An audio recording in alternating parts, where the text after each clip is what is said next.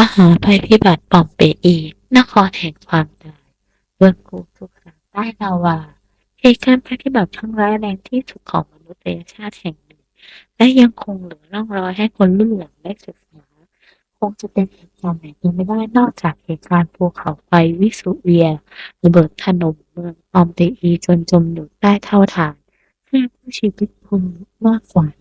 15,000 ราย และฝังกลบอยู่ใต้ดินนานกว่า 2,000 ปี เมืองปอมเปอีก่อตั้งขึ้นเมื่อประมาณ 550 ปีก่อนคริสตกาลแต่ยังเป็นเพียงเมืองของชนเผ่าเร่ร่อนจนกระทั่ง 80 ปีก่อนคริสตกาลปอมเปอีจึงได้เป็นเมืองของอาณาจักรโรมันและชาวปอมเปอีจึงได้ยอมรับเป็นพลเมืองโรมัน หลังจากนั้นไม่นานชาวโรมันที่มั่งคั่งพากันเพิ่มบ้านพักอาศัยตามชายฝั่งทะเลของปอมเปอีและบริเวณลาดเขาของภูเขาไฟวิสุเวียต และผู้คนเหล่านี้ได้ลงทุนทำอุตสาหกรรมผลิตสิ่งโบราณเกิดขึ้นมาในเมืองนี้ไม่นานปอมเปอีก็กลายเป็นศูนย์กลางการค้าอันมั่งคั่งเต็มไปด้วยช่างฝีมือที่มีทักษะและมีความสามารถสูงโดยในเมืองมีทั้งสถาปัตยกรรมต่างๆที่เหมือนใครอยู่มากมายแต่ที่เด่นๆก็คือหลังคาเหนือโถงของแทบทุกอาคารจะมีช่องโหว่ใหญ่ด้านกว้างและหลังคาเอียงลาดลงไปทางรูโหว่นั้น พอฝนตกน้ำฝนจะไหลลงไปตามหลังคาลงเป็นรูปรูโบไหลลงสู่อ่างกระเบื้องที่อยู่ใต้รูโบและไหลสู่ถังเก็บน้ำนอกจากนี้ยังมีสะพานส่งน้ำและน้ำพุสาธารณะซึ่งมีน้ำที่ใสสะอาดมากแต่ความสะดวกสบายเหล่านี้ก็สงวนไว้เฉพาะชาวปอนเตอีฐานะดีเท่านั้นสำหรับครอบครัวที่ฐานะยากจนลงมาจะต้องเริ่มทำงานหาเลี้ยงตนเองตั้งแต่อายุยังน้อย ส่วนผู้ที่มีฐานะขึ้นมาจากการเป็นทาสที่เป็นอิสระแล้วก็ไม่มีอำนาจทางการเมืองคนที่จะมีอำนาจทางการเมืองได้นั้นจะต้องไม่เคยอยู่ในสถานทาสมาก่อนการระเบิดของภูเขาไฟพิสุเวียตวันที่24สิงหาคมศักราช79เวลา 13:10 นาทีภูเขาไฟวิสุเวียตได้ระเบิดขึ้นฝุ่นควันหินพามิสและก๊าซพิษจำนวนมากถูกพ่นออกมา กระแสลมในวันนั้นได้พัดพาไปที่เมืองปอมเปอีและสตาเบียซึ่งอยู่ในทิศตะวันออกเฉียงใต้ของวิสูเวียสแต่เมืองปอมเปอีอยู่ใกล้กว่าจึงได้รับผลกระทบมากกว่าในช่วงไม่กี่นาทีท้องฟ้าเหนือปอมเปอีก็ถูกปกคลุมด้วยฝุ่นควันจากภูเขาไฟจนแสงอาทิตย์ไม่อาจส่องลอดมาได้ทั่วทั้งเมืองตกอยู่ในความมืดคล้ายยามราตรีหลังจากนั้นไม่นานหินคอมมิวนิสต์ในฝุ่น ควันก็เริ่มจับตัวกันเป็นก้อนใหญ่ที่หนักขึ้นเย็นลงและเริ่มร่วงลงสู่เมืองปอมเปอีชาวเมืองเริ่มวิตกหวาดกลัวบางคนรีบหนีอพยพบางคนไปหลบในบ้านหรือในสถานที่ที่เป็นส่วนรวมต่างๆต่อมาไม่นานนักชาวปอมเปอีก็เริ่มหายใจไม่ออกเพราะก๊าซพิษที่ภูเขาไฟพ่นออกมาทำให้อากาศไม่สะอาดผู้ที่พยายามจะหนีส่วนใหญ่ก็เริ่มล้มตาย เพราะหินพามิกขนาดใหญ่หล่นใส่หัวหากไม่ตายก็ล้มลงหมดสติแล้วจึงขาดอากาศหายใจจนในที่สุดตกเย็นวันเดียวกันนั่นเองชาวปอมเปอีที่หลบภายในบ้านเริ่มตายเพราะหินพามิกทับถมกันหนาจนบ้านถูกฝังและขาดอากาศหายใจต่อมาไม่นานหลังคาบ้านก็เริ่มถล่มเพราะรับน้ำหนักหินไม่ไหวทำให้ผู้คนถูกฝังทั้งเป็นนั่นเองวันที่25เป็นช่วงเช้าที่ วิสุเวียตระเบิดแรงขึ้นทำให้ท้องฟ้าทะเลปั่นป่วนเพราะแรงสั่นสะเทือนคลื่นชายหาดแรงมากจนพังบ้านตากอากาศริมทะเลถูกซัดพังไปหลายหลังช่วงบ่ายกระแสลมเปลี่ยนไปทางทิศตะวันตกนำฝุ่นพาสู่เมืองมิเซมัมและเฮอร์คิวเลเนียมแต่เฮอร์คิวเลเนียมอยู่ใกล้มากกว่าจึงได้รับหายนะมากกว่า วันที่ 26 สิงหาภูเขาไฟระเบิดเบาบางลงแต่ก็เกิดฝนตกลงมาบริเวณหน้าเขาที่ซูเวตซึ่งเต็มไปด้วยเท่าฐานที่ร้อนจัดทำให้น้ำฝนละลายเท่าฐานกลายเป็นโคลนเดือดไหลลงมาทะลักกลบเมืองเซอร์คิวเลเนียม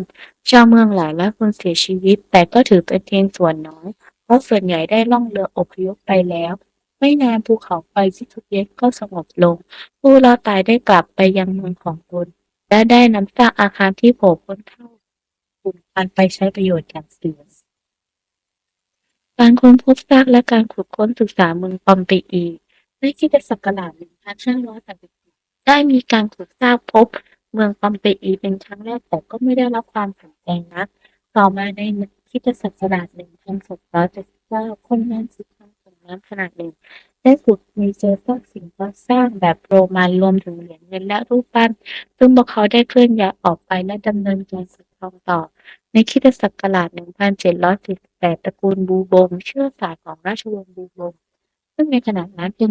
ของรัฐเนกินในอิตาลี ได้สนใจที่ค้นหาเมืองปอมเปอีพวกเขาจึงจ้างคนงานไปขุดเมืองโดยการขุดเป็นอุโมงค์เข้าไป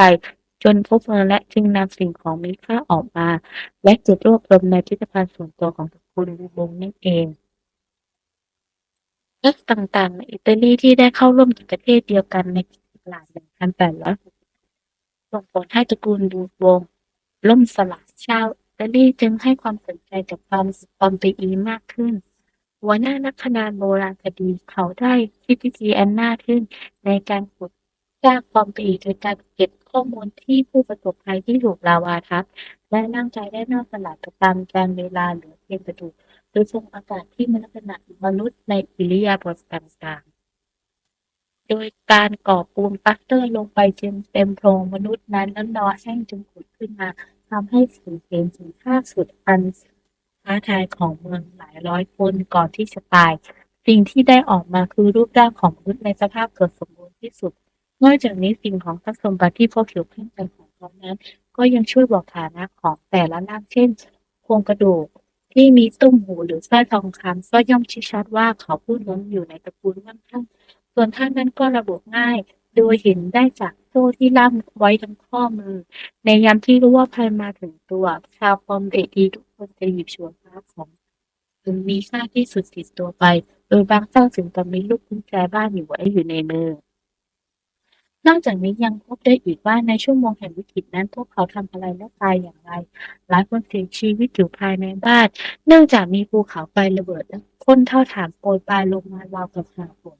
พวกเขาคิดว่าการหลบอยู่ภายในบ้านนั้นจะปลอดภัยที่สุดแต่ก็เป็นความคิดที่ผิดเพราะที่เท่านั้นมีปริมาณมากถึงขนาดท่วมคลุมเมืองถึง10 เมตรเมื่อทับถมอยู่บนหลังคาอะไรจะคานอยู่หลังคาจึงหักทาง ทำให้พวกเขา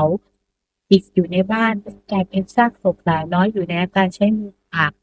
ปิดปากปิดจมูกนั่นแสดงว่าพวกเขาต้องเผชิญกับการพิษร้อนๆที่เข้าเมื่อหายใจไม่ออกก็เกิดการสำลักและสิ้นใจจะถูกที่เข้าจนกลายเป็นร่างโดยต่อมาอาคารบางหลังเช่นเวลตันยังคงความใหญ่โตโอ้อาและมีสภาพสมบูรณ์ทั้งประตูใหญ่ทางห้องโถงกลางห้องนอนห้องอาหาร ว่ายน้ำก็ยังมีเครื่องเดินเครื่องใช้ทั้งเมื่อ 2,000 ปีอย่างถ้วนไม่ว่าจะเหยือกน้ำถังเก็บวาล์วถ้วยชามเซรามิกต่างๆเหรียญบอลโบราณผนังปูนที่มีเขียนภาพสวยงดงามโดยการขุดอย่างต่อเนื่องตั้งแต่ปลายปีค.ศ. 1760ทำให้สามารถเปิดสิ่งที่ทับถมออกมาและเผยให้เห็นสภาพเมืองทั้งถนนหนทางและอาคารต่างๆของเมืองปอมเปอีได้ ซากของนครปอมเปอีในลักษณะอิริยาบถที่ยังคงค้างอยู่ในสภาพเมืองที่ไม่ใช่เหลือแต่เสาโดดเด่นตลอดจนสรรพสิ่งของเครื่องใช้ที่สมบูรณ์เหล่านี้ล้วนหาไม่ได้ในเมืองโบราณอื่นๆที่เสื่อมสลายไปตามกาลเวลายกเว้นปอมเปอีและอาณาจักรบริเวณใกล้เคียงปัจจุบันปอมเปอีเป็นเมืองที่นักท่องเที่ยวหลั่งไหลมาเป็นจำนวนมากซึ่งถือเป็นอีกหนึ่งเมืองที่ต้องไปให้ได้สักครั้งก่อนตายนั่นเอง